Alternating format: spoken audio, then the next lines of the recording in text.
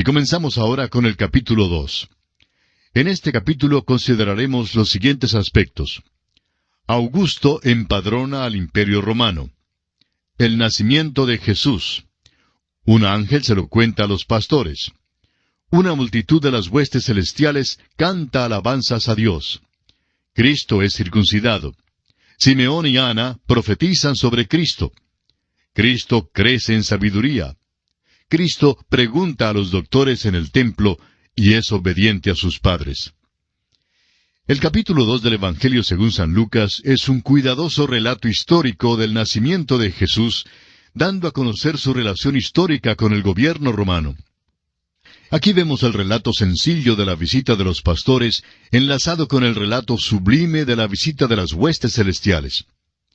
Trajeron a Jesús al templo cuando cumplió 8 días de vida para circuncidarlo, según la ley mosaica, como dice el apóstol Pablo en su carta a los Gálatas, capítulo 4, versículos 4 y 5. Pero cuando vino el cumplimiento del tiempo, Dios envió a su Hijo, nacido de mujer y nacido bajo la ley, para que redimiese a los que estaban bajo la ley, a fin de que recibiésemos la adopción de hijos. Como resultado de esta visita a Jerusalén, tenemos los cánticos de Simeón y de Ana. El doctor Lucas incluye la única referencia que tenemos en cuanto a la niñez de Jesús. Lo hace para dejarnos saber que Jesús tuvo una niñez muy normal.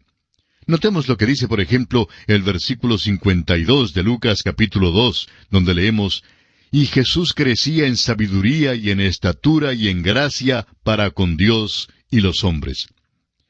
Tenemos aquí, en primer lugar, que Jesús crecía en sabiduría, es decir, un crecimiento mental. En segundo lugar, crecía en estatura, es decir, un crecimiento físico. Y en tercer lugar, Jesús crecía en gracia para con Dios y los hombres. Y esto es un crecimiento espiritual. Veamos ahora el nacimiento de Jesús en Belén en un pesebre. Antes de estudiar el texto, es necesario considerar algunas cosas en cuanto a las circunstancias que lo rodean. Como usted recordará, el Evangelio de Lucas es de carácter mayormente histórico, y fue escrito especialmente para el griego y para el hombre pensador. También tiene un gran propósito espiritual: presentar al Hijo de Dios. Neander, uno de los grandes santos del pasado, hizo esta declaración: las 3 grandes naciones históricas tenían que contribuir, cada una en su manera peculiar, a la preparación del terreno para la implantación del cristianismo.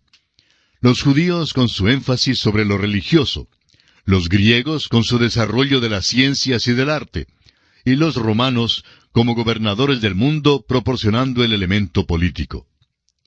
Ahora, los evangelios de Mateo, Marcos y Lucas, cada uno fue dirigido a un segmento en particular de la humanidad. Mateo, como dijimos ya, fue escrito al judío, Marcos para el romano, y Lucas para el griego.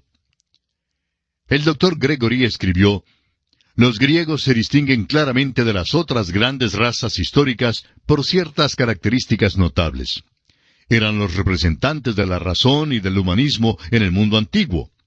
Se consideraron como poseedores de la misión de perfeccionar a los hombres. Eran los cosmopolitas de aquel entonces.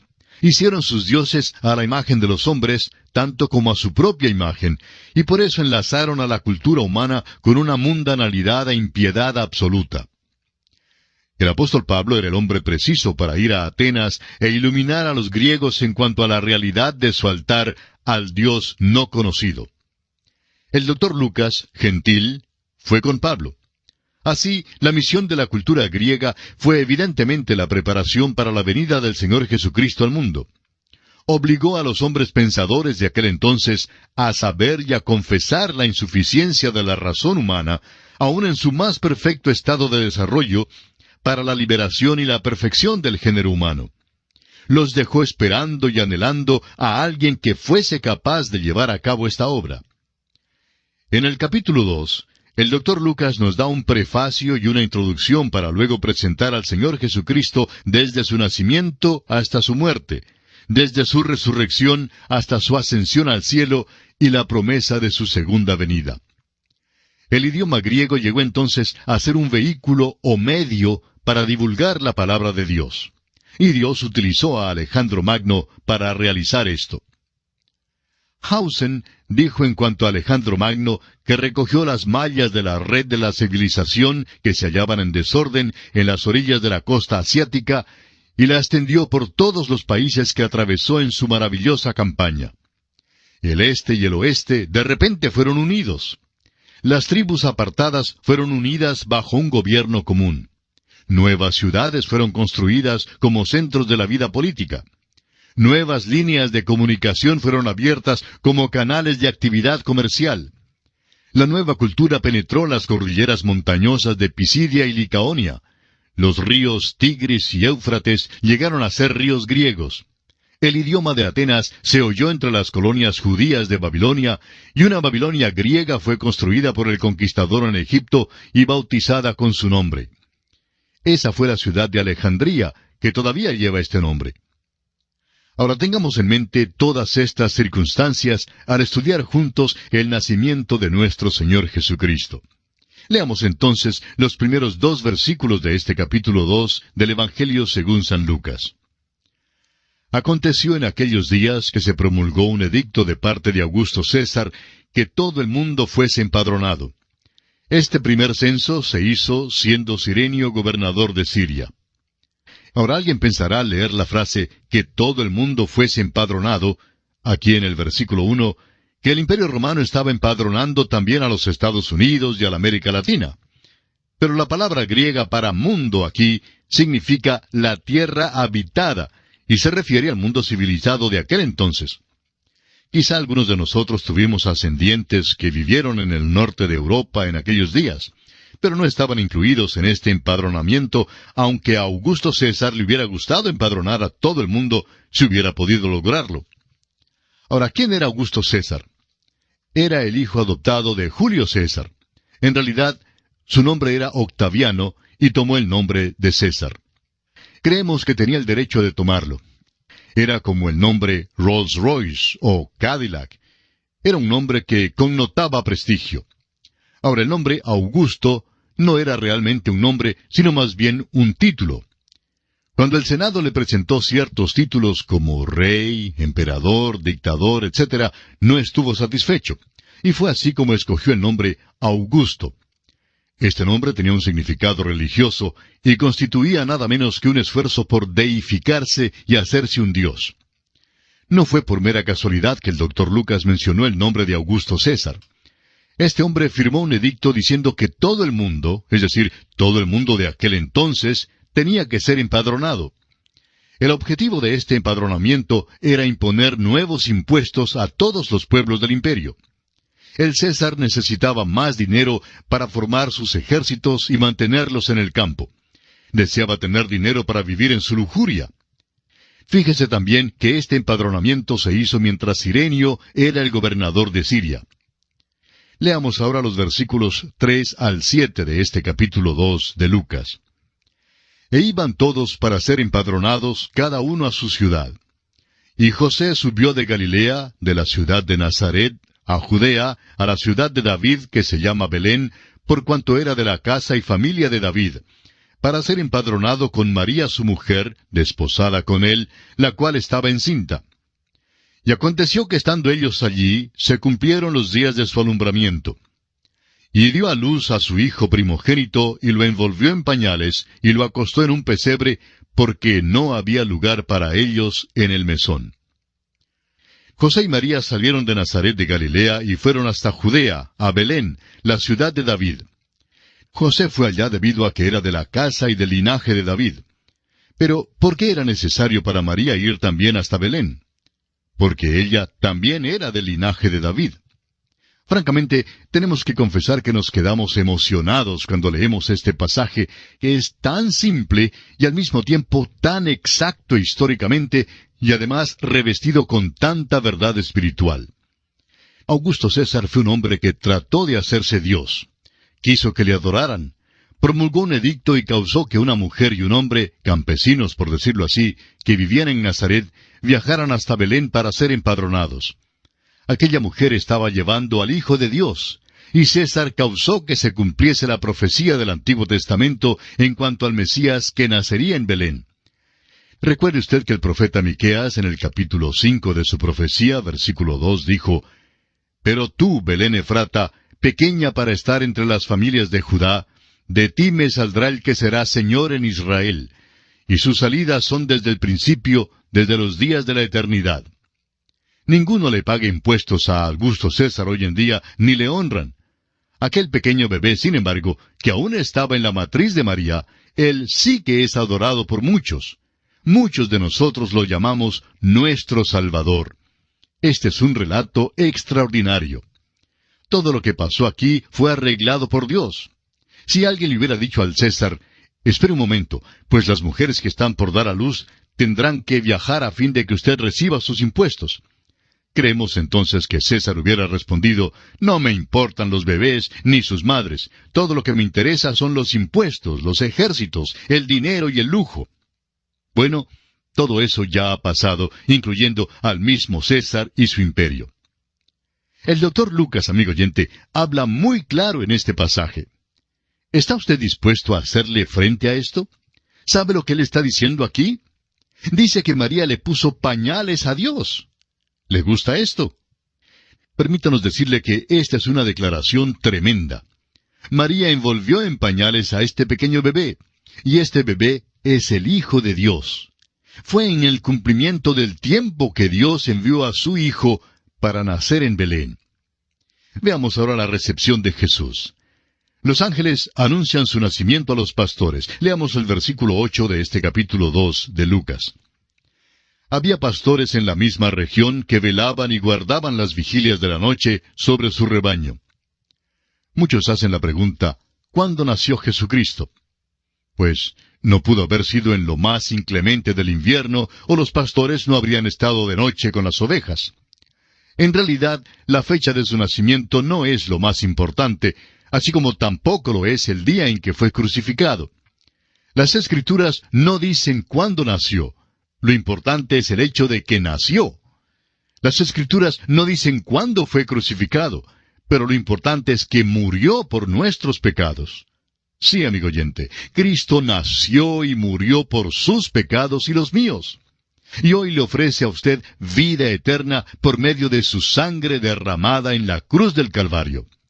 Todo lo que usted tiene que hacer es abrir las puertas de su corazón y permitirle entrar como el dueño absoluto de todo su ser, de tal manera que Él gobierne enteramente en su ser completo.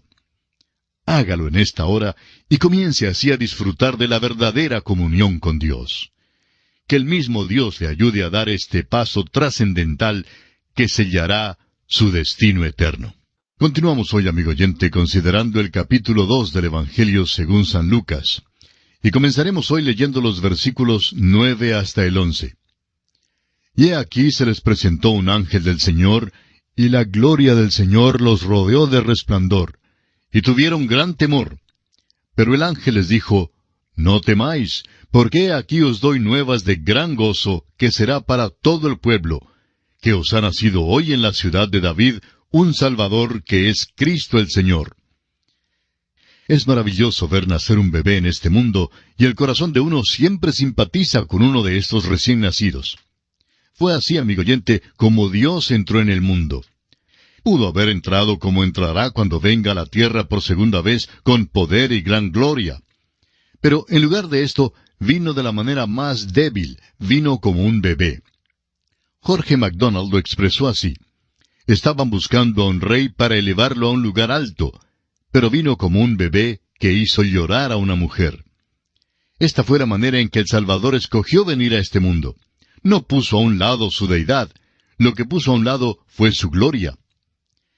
Debieron haber venido muchos más que estos pocos pastores y ángeles para darle la bienvenida. Toda la creación debió haber estado allí. El mismo César debió haber estado allí en Belén para adorarle.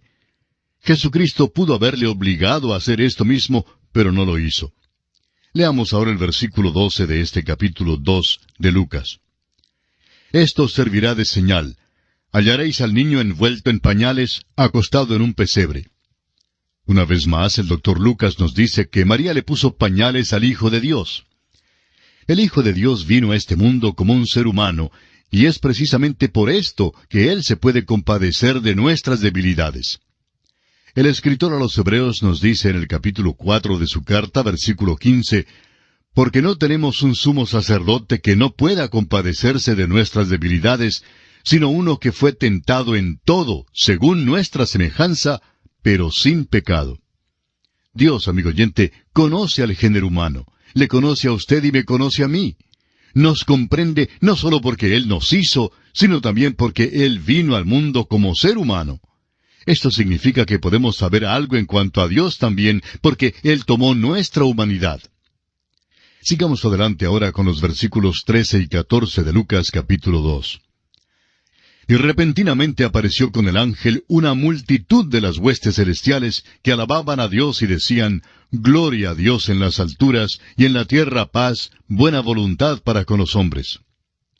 Un examen cuidadoso del texto original griego en este pasaje nos revela que lo que los ángeles realmente declararon fue paz para con los hombres de buena voluntad. Es decir, aquellos hombres que se gozan en hacer la buena voluntad de Dios y en quienes Dios se complace. Es sólo a estos a quienes va dirigida esta paz. Los ángeles no hicieron la declaración absurda que muchos hombres hacen hoy en día cuando dicen, vamos a tener paz, paz, paz. Amigo oyente, Dios dice en Isaías capítulo 48, versículo 22, no hay paz para los malos. Vivimos en un día cuando necesitamos forjar espadas de nuestros azadones y no lo contrario. Vivimos en un mundo perverso. Vivimos en un mundo que es dominado por Satanás, y por eso no hay paz. Sin embargo, hay paz, verdadera paz para con los hombres de buena voluntad. Y si usted, amigo oyente, se encuentra entre estos hombres de buena voluntad, es decir, aquellos que han acudido a Cristo Jesús y le han aceptado como Salvador personal, entonces, y sólo entonces, usted puede conocer la paz de Dios por medio de Él. El apóstol Pablo declara en su carta a los Romanos capítulo 5 versículo 1, «Justificados pues por la fe, tenemos paz para con Dios por medio de nuestro Señor Jesucristo». Cuando Cristo vino la primera vez, esta es la clase de paz que trajo. En su segunda venida, vendrá como príncipe de paz, y en aquel tiempo Él reprimirá toda la injusticia y la rebelión que hay en el mundo. Establecerá paz en toda la tierra, pero hasta cuando Él venga, no habrá paz. Continuemos ahora con los versículos 15 y 16 de este capítulo 2 del Evangelio según San Lucas. Sucedió que cuando los ángeles se fueron de ellos al cielo, los pastores se dijeron unos a otros, «Pasemos pues hasta Belén y veamos esto que ha sucedido y que el Señor nos ha manifestado». Vinieron pues apresuradamente y hallaron a María y a José y al niño acostado en el pesebre. Los pastores se apresuraron y fueron hasta Belén. Allí hallaron a María, a José y al niño Jesús. Probablemente fueron los primeros en visitar al bebé, puesto que Mateo nos dice que los magos no llegaron sino hasta más tarde. El hecho es que cuando los magos por fin encontraron al Señor Jesús, ya estaba viviendo en una casa y sin duda habían transcurrido algunos meses. Prosigamos ahora con los versículos 17 al 20. Y al verlo, dieron a conocer lo que se les había dicho acerca del niño. Y todos los que oyeron se maravillaron de lo que los pastores les decían. Pero María guardaba todas estas cosas, meditándolas en su corazón. Y volvieron los pastores glorificando y alabando a Dios por todas las cosas que habían oído y visto, como se les había dicho. María era una madre maravillosa. Vemos que cuidaba al niño Jesús con sumo amor y esmero, mientras meditaba sobre todas estas cosas en su corazón. La Biblia menciona en Mateo capítulo 2, que debido a que la vida de Jesús estuvo en peligro, María y José lo llevaron a Egipto por un tiempo, regresando más tarde a Nazaret. Pero fuera de este relato, y el del incidente de Jesús en el templo cuando tenía 12 años, no hay nada más en toda la Biblia que se mencione en cuanto a la niñez del Señor. Después de esto, lo que sabemos es que cuando Jesús cumplió los 30 años, comenzó su ministerio público. Había llegado a ser hombre, y puesto que había nacido bajo la ley, cumplió la ley. Y pasamos ahora a considerar la circuncisión de Jesús y la purificación de María. Leamos los versículos 21 y 22 de Lucas capítulo 2. Cumplidos los 8 días para circuncidar al niño, le pusieron por nombre Jesús, el cual le había sido puesto por el ángel antes que fuese concebido. Y cuando se cumplieron los días de la purificación de ellos, conforme a la ley de Moisés, le trajeron a Jerusalén para presentarle al Señor. Según la ley, una mujer era considerada inmunda por 40 días después del nacimiento de un hijo. Ella tenía que traer un sacrificio al Señor. María también era pecadora, y como ya lo hemos visto en este Evangelio de Lucas, ella también necesitaba un Salvador, así como lo necesitan todos los seres humanos. Sigamos ahora con los versículos 23 y 24. Como está escrito en la ley del Señor, todo varón que abriere la matriz será llamado santo al Señor. Y para ofrecer conforme a lo que se dice en la ley del Señor, un par de tórtolas o 2 palominos. María y José ofrecieron un par de tórtolas como sacrificio, lo que indica su pobreza. Este sacrificio, según la ley, era para María y no concernía al Señor. Según lo que sabemos, nunca se ofreció un sacrificio por nuestro Señor Jesucristo, ni Él nunca ofreció un sacrificio, pues Jesucristo mismo fue el sacrificio por todo el mundo. Y pasamos ahora a considerar el incidente en el templo relacionado con Simeón. Leamos los versículos 25 al 32 de este capítulo 2 de Lucas. Y he aquí había en Jerusalén un hombre llamado Simeón, y este hombre, justo y piadoso, esperaba la consolación de Israel, y el Espíritu Santo estaba sobre él. Y le había sido revelado por el Espíritu Santo que no vería la muerte antes que viese al ungido del Señor. Y movido por el Espíritu, vino al templo. Y cuando los padres del niño Jesús lo trajeron al templo para hacer por él conforme al rito de la ley, él le tomó en sus brazos y bendijo a Dios, diciendo, Ahora, Señor, despides a tu siervo en paz, conforme a tu palabra, porque han visto mis ojos tu salvación, la cual has preparado en presencia de todos los pueblos, luz para revelación a los gentiles y gloria de tu pueblo Israel. Hubo un hombre llamado Simeón, quien, movido por el Espíritu Santo, estaba en el templo cuando el Señor Jesús fue traído para ser circuncidado según la costumbre de la ley. Dios le había prometido a Simeón que vería la salvación de Dios. Ahora, ¿qué vio Simeón? Vio a un pequeño bebé. Nuestra salvación, amigo oyente, depende de una persona y no de algo que uno haga. En realidad, la salvación es la persona misma del Señor Jesucristo. O bien usted le tiene como su mejor amigo, o no le tiene en nada. O bien confía en Él en todo, o no confía en Él para nada. Simeón cantó en cuanto a la salvación que había visto, y realmente este es un canto extraordinario. Este hombre era bastante limitado en cuanto a su perspectiva de la vida. Durante toda su vida permaneció en una misma región geográfica, y sin embargo, vio a quien había de ser el Salvador del mundo. Esta es una de las cosas admirables en cuanto a la palabra de Dios. La Biblia y la salvación de Dios vinieron por medio de la nación judía, pero son para todo el mundo. Ninguna otra religión es así. Generalmente las religiones del mundo son solo para cierta región o cierto pueblo en particular. Esto es verdad en cuanto al sintoísmo, al judaísmo, al maometismo y otras religiones así por el estilo. El cristianismo, sin embargo, ha sido y es para todos en todas partes. Continuemos leyendo los versículos 33 al 35. Y José y su madre estaban maravillados de todo lo que se decía de él. Y los bendijo Simeón, y dijo a su madre María, He aquí, este está puesto para caída y para levantamiento de muchos en Israel, y para señal que será contradicha, y una espada traspasará tu misma alma, para que sean revelados los pensamientos de muchos corazones. Note usted que Lucas llama a los padres de Jesús José y su madre. María pagó un precio tremendo para traer al mundo al Salvador. Pagó un precio terrible al pararse debajo de la cruz del Señor Jesús y al verle morir. La cruz de Cristo ha conmovido a muchos.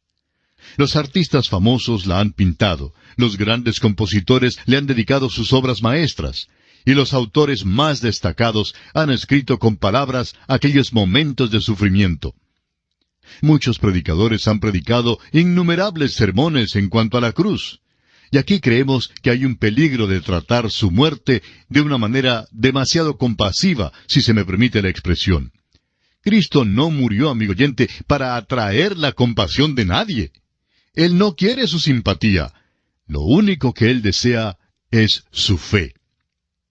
Más adelante, en el capítulo 23 de este Evangelio de Lucas, versículo 28, cuando el Señor está en camino hacia la cruz, tenemos la escena en que algunas mujeres empezaron a llorar y donde Jesús se volvió hacia ellas y les dijo, «Hijas de Jerusalén, no lloréis por mí, sino llorad por vosotras mismas y por vuestros hijos». Amigo oyente, si usted tiene lágrimas por Jesús, guárdelas para usted mismo y para su familia.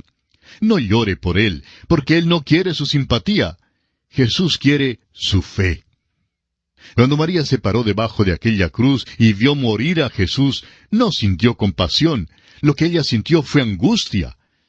El sufrimiento de María, amigo oyente, no tenía nada que ver con la salvación suya. Su sufrimiento se debió a una relación humana. Ella era su madre humana. Ella le trajo al mundo y lo crió. Él, por su parte, era su hijo, y por eso el sufrimiento de María le causó profunda angustia. Consideremos ahora el incidente en el templo en cuanto a Ana y el regreso a Nazaret. Son muchos los solos que se cantan en este Evangelio, y ahora aquí tenemos otro. Leamos los versículos 36 al 38 del capítulo 2 de Lucas. Estaba también allí Ana, profetisa, hija de Fanuel, de la tribu de Aser, de edad muy avanzada, pues había vivido con su marido 7 años desde su virginidad, y era viuda hacía 84 años, y no se apartaba del templo, sirviendo de noche y de día con ayunos y oraciones. Esta, presentándose en la misma hora, daba gracias a Dios y hablaba del niño a todos los que esperaban la redención en Jerusalén. No podemos refrenarnos de mencionar aquí que hay quienes dicen que hay 10 tribus de Israel que están perdidas. Si usted, amigo oyente, escudriña por la Biblia desde el tiempo que Israel regresó a la tierra prometida después del cautiverio, se puede trazar a casi todas las tribus. Aquí se menciona a Ana como miembro de la tribu de Aser. Es evidente que Ana no se perdió. Ella era viuda y había permanecido en ese estado 84 años. Esta mujer daba gracias en el templo de día y de noche. Cuando vio al Señor Jesucristo, también ella entonó un canto en cuanto a la salvación. El relato de Mateo nos dice que el próximo evento en la vida de Jesús fue su viaje a Egipto, pero Lucas omite este relato. No sería malo recordar de nuevo que el propósito para el cual fue escrito cada evangelio era diferente. Mateo presenta al Señor Jesucristo como Rey, y Lucas lo presenta como el hombre perfecto. La venida de los magos no concuerda con el propósito que tenía Lucas al escribir su evangelio. Los magos vinieron buscando a un rey y no al ideal de la raza griega. Si usted se fija bien en el contenido de las Escrituras, descubrirá el propósito de lo que tienen que decir. Continuemos ahora con los versículos 39 y 40 de este capítulo 2 de Lucas. Después de haber cumplido con todo lo prescrito en la ley del Señor, volvieron a Galilea, a su ciudad de Nazaret. Y el niño crecía y se fortalecía, y se llenaba de sabiduría, y la gracia de Dios era sobre él. Lucas presenta al hombre perfecto. El doctor Lucas mira a este muchacho no solo desde el punto de vista de un médico ginecólogo, sino también desde el punto de vista de un pediatra. El Señor Jesús crecía físicamente, se fortalecía espiritualmente, y se llenaba de sabiduría mentalmente. La gracia de Dios era sobre este muchacho, y él crecía física, espiritual y mentalmente. No nos queda ya mucho tiempo, pero quisiéramos solo mencionar que tenemos luego un incidente que solo lo relata el doctor Lucas. Y Lucas lo cuenta porque él es doctor en pediatría, y por eso tiene interés en el Señor como niño y como hombre. Lucas describe aquí una escena de la niñez de Jesús cuando él tenía 12 años. Puesto que poco se menciona en cuanto a la niñez y la juventud de Jesús, algunos llaman a este segmento de su vida los años de silencio. Francamente, no los consideramos años de silencio. Creemos que usted puede darse cuenta que las Escrituras hablan de estos años si es que las mira con cuidado. Pero aquí en el relato de Lucas, Este es el incidente aislado más detallado de su niñez. Este evento ocurrió cuando José, María y Jesús subieron a Jerusalén. Continuando nuestro estudio del capítulo 2 del Evangelio según San Lucas, consideraremos hoy la visita de José, María y Jesús a Jerusalén. Al terminar nuestro programa anterior dijimos que tenemos aquí un incidente que solo lo relata el doctor Lucas. Ahora Lucas lo cuenta porque él es doctor en pediatría y por eso tiene interés en el Señor como niño, de la misma manera que como hombre. Lucas describe aquí una escena de la niñez de Jesús cuando él tenía 12 años. Ahora, siendo que poco se menciona en cuanto a la niñez y la juventud de Jesús, algunos llaman a este segmento de su vida los años de silencio. Francamente, no los consideramos años de silencio. Creemos que usted se dará cuenta que las Escrituras hablan de estos años si es que las mira con cuidado. Pero aquí en el relato de Lucas, este es el incidente aislado más detallado de su niñez. Este evento ocurrió cuando José, María y Jesús subieron a Jerusalén. Y vamos hoy a comenzar leyendo los versículos 41 al 45 de este capítulo 2 de San Lucas. Iban sus padres todos los años a Jerusalén en la fiesta de la Pascua, y cuando tuvo 12 años, subieron a Jerusalén conforme a la costumbre de la fiesta. Al regresar ellos, acabada la fiesta, se quedó el niño Jesús en Jerusalén, sin que lo supiesen José y su madre. Y pensando que estaba entre la compañía, anduvieron camino de un día, y le buscaban entre los parientes y los conocidos. Pero como no le hallaron, volvieron a Jerusalén buscándole. María y José estaban criando a un niño normal y saludable. Amigo oyente, ¿no cree usted que el niño Jesús era un niño que iba de un lugar a otro con una aureola sobre su cabeza? Los artistas de la Edad Media tenían concepciones muy curiosas en cuanto al Señor Jesús, tanto de su niñez como cuando ya llegó a ser un adulto.